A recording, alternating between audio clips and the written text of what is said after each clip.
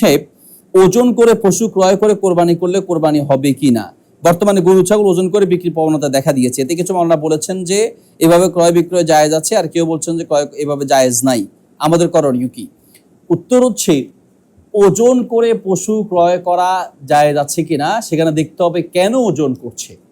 যদি এমনটা হয় যে এই গরুটার দামটা নির্ধারণ করার জন্য ওজন করছে, অর্থাৎ এই গরুটায় কয় মন গোস্ত হতে পারে এবং কত টাকা দাম আসতে পারে, এটা অনুমান করার জন্য কেউ যদি পশু ওজন করে থাকে তাহলে এটা জায়েজ আছে।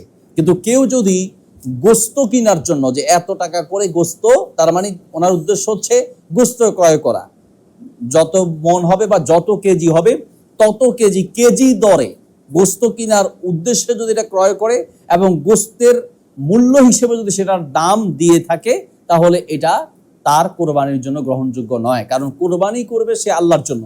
এখন দেখা যাচ্ছে যে সে এখানে গোস্ত হচ্ছে দাম হিসেবে কিনছে। আমরা বাজারে গিয়ে যেমন কেজি দরে কিনি, তো একটা গোস্ত, একটা গরু উঠিয়ে দিয়ে বা এটার দাম উঠিয়ে পাল্লার মধ্যে বসে যেটা কত কেজি হতে পারে, এত কেজি, তাহলে আপনি কেজি কত করে ধরবেন বলেন? তাহলে বোঝা যাচ্ছে যে সে কি কিনছে?